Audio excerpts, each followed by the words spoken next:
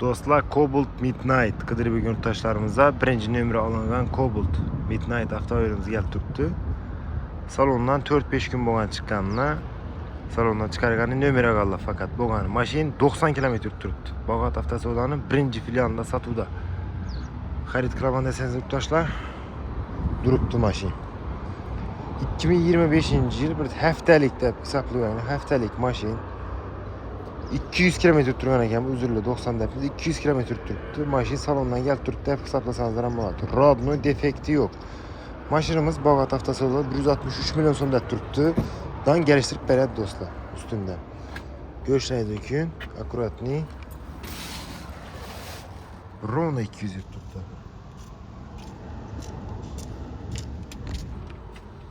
Shunday holatda diniq 4 kisasdan avtomobilimiz avtosavdoda sotuvda. Buni agar kredit etib olaman desangiz yurtdoshlar 16 million bilan chiqadi. 5 yil 4 million 800 ming so'mdan oylik to'lov bemalol xarid qilaverasiz yurtdoshlar satuvimizda. Cobalt Midnight chotki sostaniyada bag'achini ko'rishlaringiz mumkin. Dankrat bo'lgan kulli zapaski hamma joy chotki bo'lib turibdi.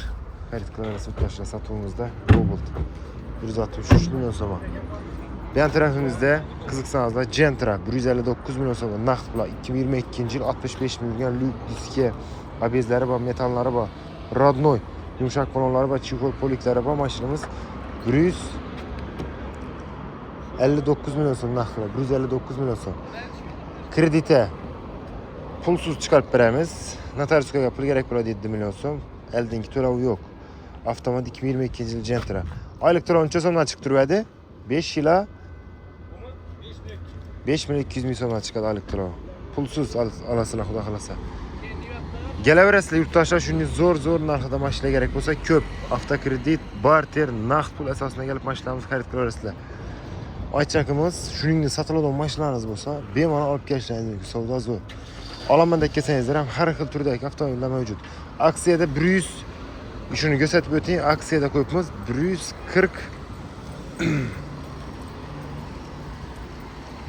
143 million so'm 2024-yil metani bor. Yana geliştirib beramizmi? Klassik şu bir krelinde bor.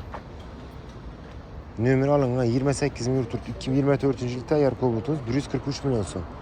Yana ustuna kelsangiz yana geliştirib savdo etamiz.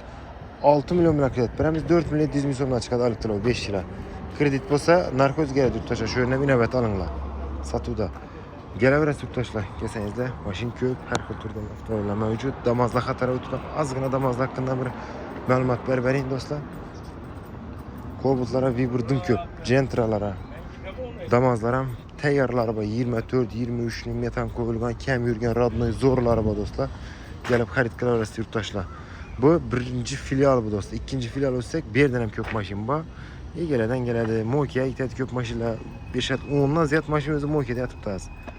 Ular keladi, bemalol kelaverasiz yurtdoshlar. Mashina xarid qilaman desangizlar, xudo xolasa avtosavdoda bank sank hammasi o'zlarimizdan bitadi, xudo xolasa. Rahmat.